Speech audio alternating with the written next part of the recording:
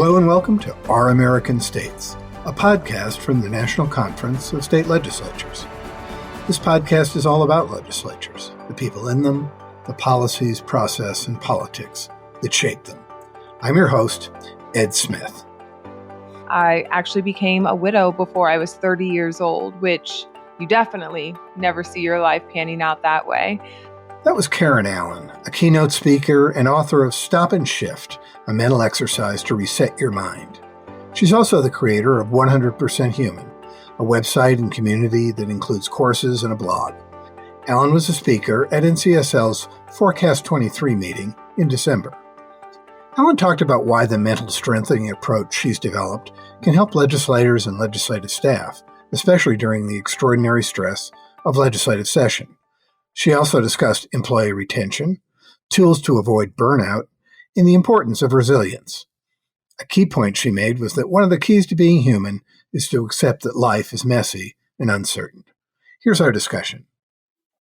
Karen, thank you so much for coming on the podcast. Thanks for having me, Ed. I'm happy to be here.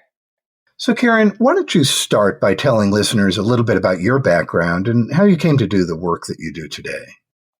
In short, I clumsily found my way.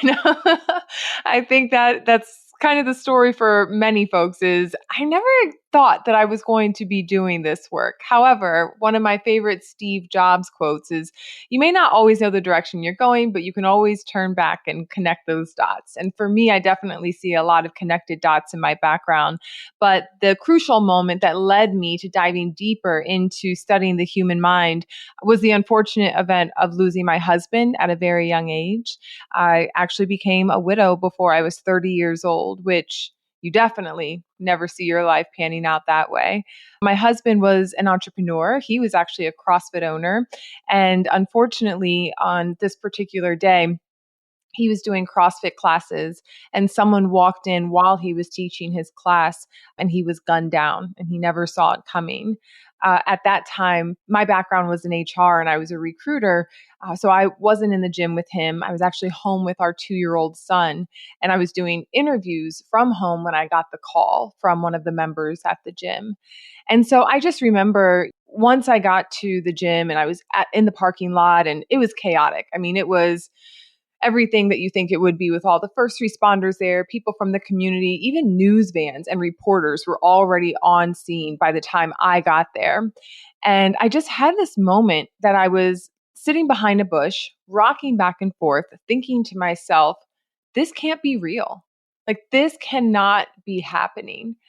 And I share that in my keynote because I found that this experience of going through challenges, whether they're epic challenges, huge life-changing moments, or even these small like daily disruptors that are stressful and they compound over time, that at some point or another as humans, we find ourselves thinking like, what do I do right now?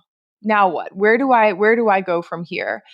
And I'll tell you, Ed, I had several of those moments, because after losing my husband, I actually lost my house, my car, my job, and being a single parent, all of those things, any one of those things would be heavy to deal with, but having all of them to try and manage in 1 year, I didn't know what I was doing at the time. But again, this is how I could turn back and connect the dots. But out of desperation, and wanting to not lose my life because I knew that my son, I didn't want his story to be that he lost both parents. I decided that I was going to dig in my heels and really reframe my mindset where I could feel the pain and I could heal from it, but it wasn't going to hold me back from living the rest of my life because my son needed me. He needed me to be a healthy and happy and whole mom so that his life could continue. And so he was my North Star, but it was from that place and from listening to my intuition. I stumbled across a lot of learning around post-traumatic growth and positive psychology. And again, once I could see the patterns that I had established in my life to rebuild my life, I found that a lot of it was rooted in those studies of positive psychology, neuroplasticity, and so on and so forth. So because that saved my life, I just felt like, man, I wish we could normalize this conversation around mental strength training. I wish we could learn some of these skills around our brain and how we can rewire our brain when we go through stress or trauma. And from that point, I just continued to experience accelerated growth personally. And so I decided to marry my personal and professional life by just sharing everything that had really helped me reclaim my life. Thank you for giving us that background. I think that Steve Jobs quote is great. It's such a wonderful observation because, especially when you get to my age, which is quite a bit older than you are, and you look back, I think you do see how those dots connect. I think it makes you realize trying to make a plan for your life when you're 20 years old is probably a good effort, but not likely to end up turning out exactly that way. This issue of positive psychology and post-traumatic stress growth, we did a podcast a couple of years ago for Legislative Staff Week, and that really was the topic. It was a subject I was not that familiar with, but quite interesting. Be interested to hear a little bit more about that. Can you talk a little bit about how this is relevant for our audience, which is largely legislators and legislative staff? How do these lessons you've learned and these techniques you've developed, how do they apply to them? I think the biggest application, having not been a legislator or ever served on legislative staff, but the biggest application is when you learn how to build different muscles in your brain. And when you develop these different mental skills, what's happening is you're creating a strong and healthy brain that allows you to be thoughtful about the mindset that you're carrying into any given situation. And the biggest application for anyone is really in these moments of stress. Because what happens is when we're stressed, and I imagine for anyone in the legislative branch that a couple things that I know. Number one, you're dealing with all sorts of personalities all the time. And you never know if that person just came out of a stressful meeting and what they may be dumping on you. You may only have a few minutes to connect with somebody in passing. And not to mention, you're working at an accelerated rate because of the shortened time that you're in session to actually get these things done. And so all of this is compounded stress. So when I think about how this applies, it's really how can I show up with my mind clear, calm, and composed? Because when your mind is just operating from a composed state, you are more thoughtful and intentional about everything, about the words, about how the conversation is flowing so you can adapt in the midst of that conversation. And really, what it does is it helps you to take this perspective that isn't from an emotionally charged place, but really from a place of how can I best serve so that we can experience progress. And that's a very important place for all of us to operate from because our emotions aren't always based in truth. They're really just based on what is being heightened at that moment. So we need to be able to regroup quickly, to recover quickly, and to respond to what's actually happening. And that's where I think this is going to be like a key component, especially when you're working on a short period of time. You don't want to have to backtrack and think, oh, well, maybe I shouldn't have done that, or maybe I could have gone about it a different way. If you practice being present and in the moment, then you are going to be able to, and this is something I'm a little bit nerdy about, the prefrontal cortex, which is the CEO of our brain, that's where all good decisions come from. But when we're emotionally charged and the cortisol, which is the stress hormone, is firing off in our brain, it actually takes that CEO offline. So you need to be able to re-engage your CEO when you're in the midst of a conversation that matters most. And I would anticipate that all of these conversations, especially when you're in session, they matter a lot. So wouldn't you want to bring your best to the table? Well, you're absolutely right about the stress situation because while these are, I think, stressful jobs generally, when you're in session and you have a limited amount of time to get legislation through, that is complicated and difficult. And so I think that's very apt and pertains to them a great deal. Let me ask you about your book, Stop and Shift. This came out last year. Offers a guide to this mental health approach and technique. And I know you've written a whole book about it, so maybe it's presumptuous for me to ask you to summarize it, but I'm going to ask you if you could just summarize it for listeners. Yeah, this was something that it was the exercise I started doing innately, and I didn't really know that I was doing it until my mom asked me this question one day. She said, "What do you think you did to start the healing journey? Like how did you get from that place of complete devastation to now and with this mindset that's really renewed?" And so I was lying on the floor because that's where I do my best work when I'm just lying down, meditating, thinking what this is. And in doing so, I noticed that I was able to visualize my thoughts and I could pull myself out of a negative thought loop just by redirecting my focus. And so that got me thinking about, well, really, what is a thought? And a thought is just an attention. Like it really is just a focal point of our attention, which then made me feel empowered. Well, if I don't like a thought, that means that I can choose a new one. So I started to play with this idea of how can I choose my thoughts in a more intentional way that serves my growth or that serves the good of the situation around me. I had to really break it down. And the stop portion of this, it showed me how important it is to listen to the voice in our head. Because a lot of times, if we're not tuning in, it's going to take us on a wild ride. So, stop is all about the voice. And this part of the exercise is rooted in mindfulness because when you check in with the present moment, then you can more consciously respond to what's actually happening instead of maybe the stories we're creating in our mind. So, stop being rooted in mindfulness drops you into the present moment. You just say, okay, what's actually happening here? How do I need to respond? What's going on inside of me? What do I need to regulate? What is this other person doing? So it really just, again, brings you into the present moment. Well, then shift, you can drop into the present moment. And let's just say you're by yourself. There's no one else there. You are just stuck in a thought loop that is unhealthy or unhelpful. And so if you find yourself in that space, you can literally say to yourself, wait, hold on, stop. What's going on here? Okay, do I want to continue down this road with this thought? Do I want to lean into this? Or if it's not helpful and if it is harmful, then how can I redirect my thoughts to a new direction that is going to give me what I need to be productive in this moment? And that's the shift. But shift is actually rooted in positive psychology because what we really want to do, I think this is the truest essence of all humans, is we hope to show up as our best. It's just we're human and we're not always going to show up as our best. But when you stop and you check in with yourself and then you practice the shift, that shift is really a question of how can I show up in this moment as the person I've always intended to be?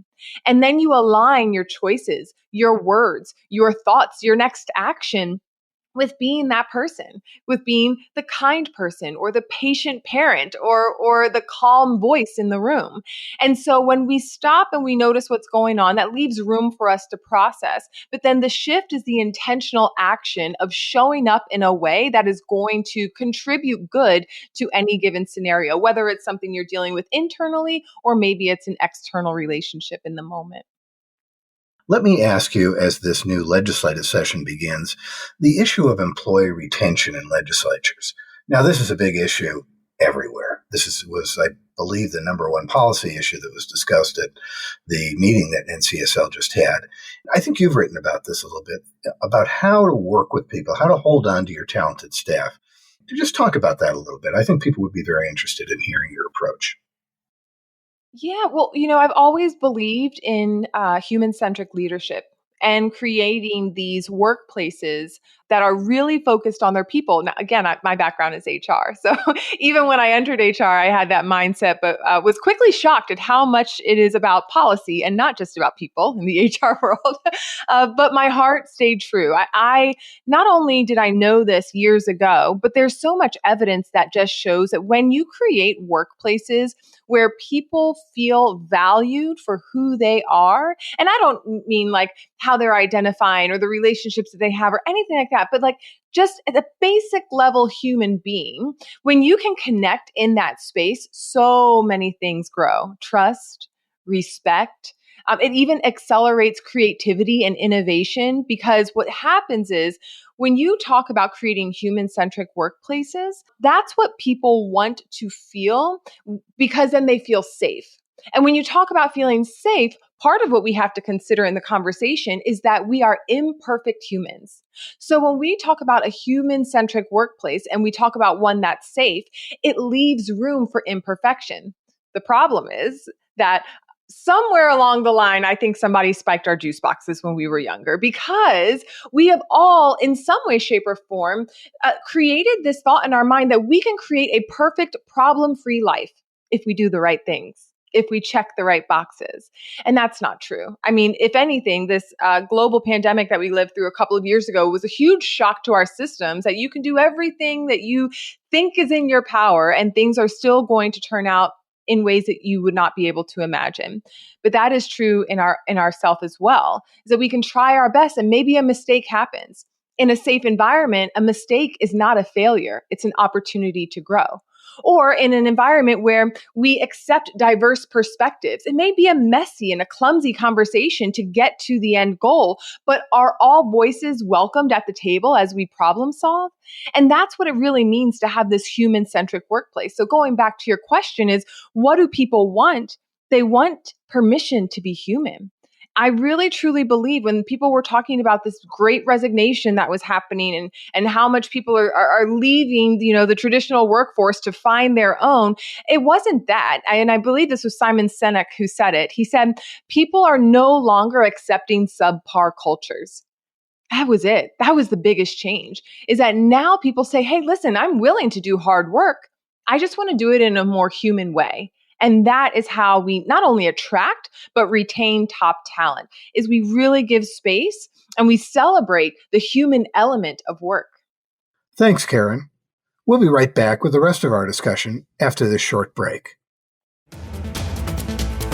Rely on state legislatures' news on the NCSL website for the freshest takes on people, places, and policy. Find out what states are doing about the biggest issues of the day, and check out the Across the Aisle and My District features for compelling stories of bipartisanship and special places and events. Make SLN your daily go-to for all the hottest legislative topics and trends. Just click on the News tab on the NCSL website, www.ncsl.org.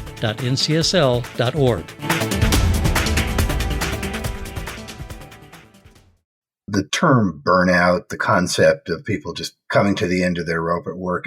And I think that people who work in the legislative world, particularly legislative staff, we've certainly heard a lot of that, particularly at certain times of year when people are in session. How do you deal with that? How do you deal with that as an individual? And maybe how do you deal with that as a leader trying to help people avoid that?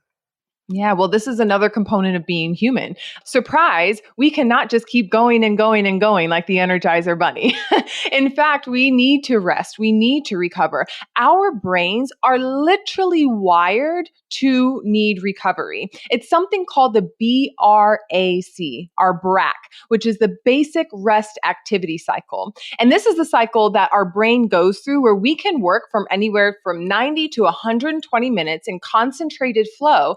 But after that time, our brain literally drops down into low power mode. And the CEO of our brain, the prefrontal cortex, isn't able to keep going with all the good decisions or the problem solving or even willpower. Those things and focus, they all come from this space. So if our brain is wired to take a rest, then why do we keep pushing forward?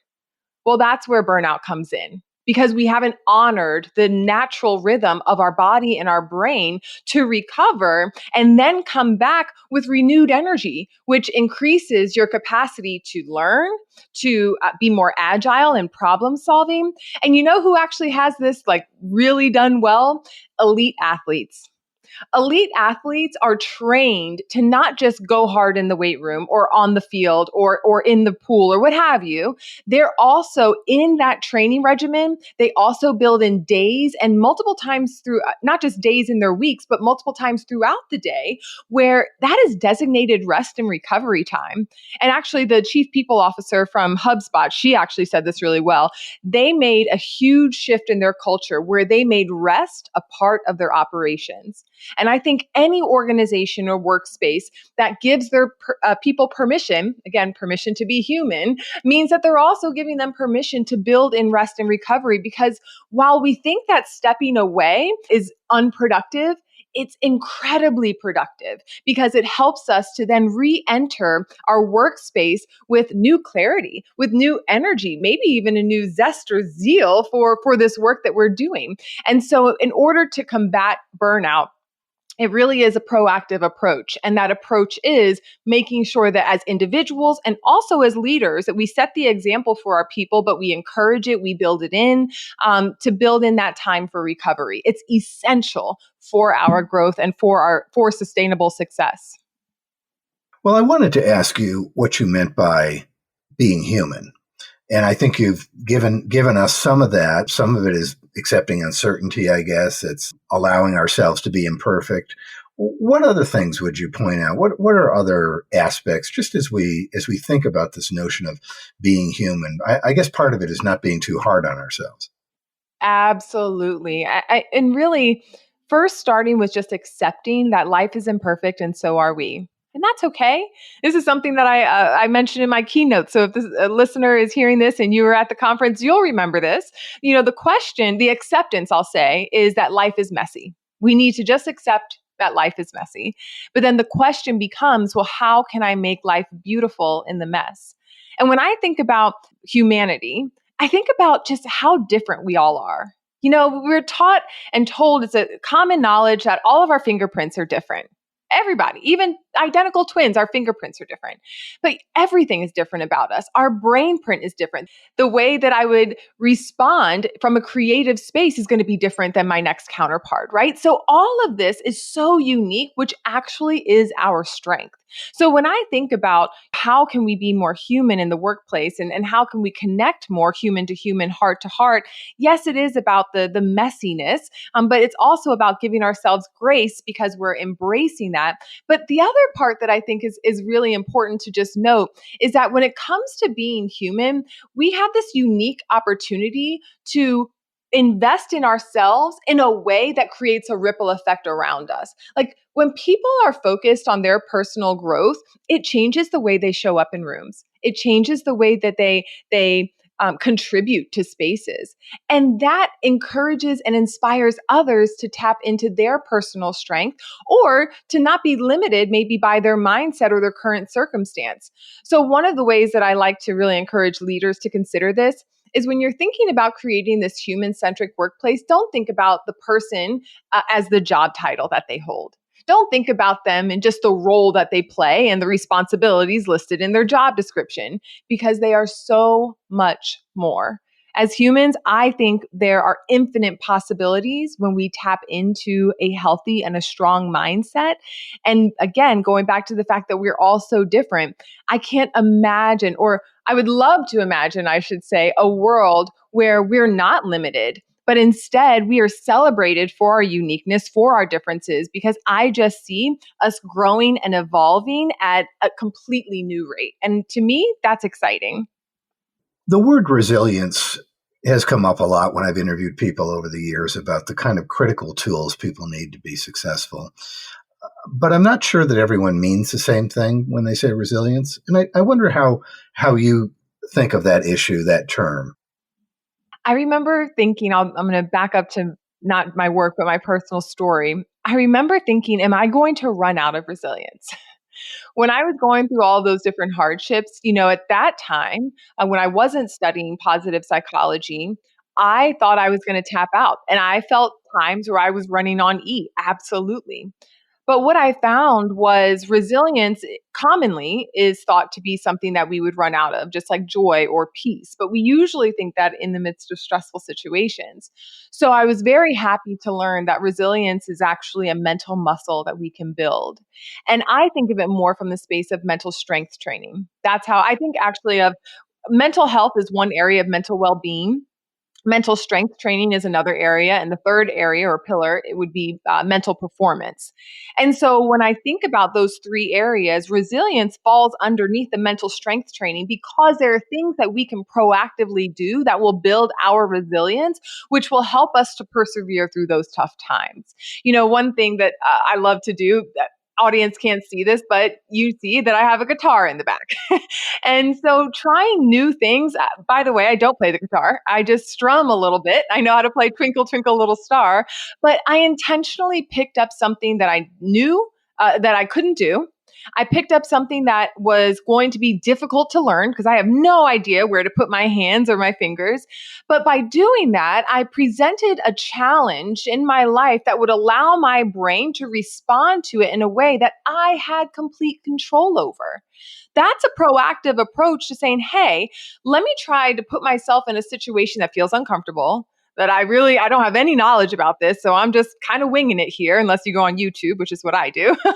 But in doing so, you're showing yourself that I can do hard things. That if something completely new is in front of me, that I will be able to adapt and respond. And more than anything, and I think this is something that we, again, learned during the challenging 2 years, is that I can embrace uncertainty and I don't have to feel afraid of it.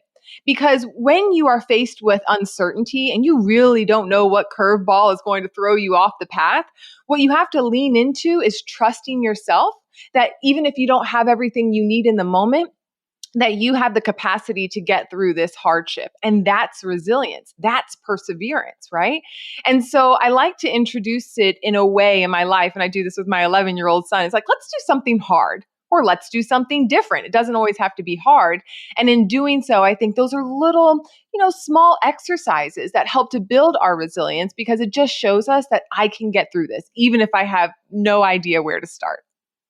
Well, Karen, this has been a fascinating conversation, and I think a lot of good things for people to think about as they go into what is probably going to be a stressful few months for them in the legislature. I thank you so much for taking the time to do this. Take care. You're so welcome. Thank you, Ed. I've been talking with Karen Allen, author of Stop and Shift, a mental exercise to reset your mind, about mental strengthening tools that can help you deal with stress and build resilience.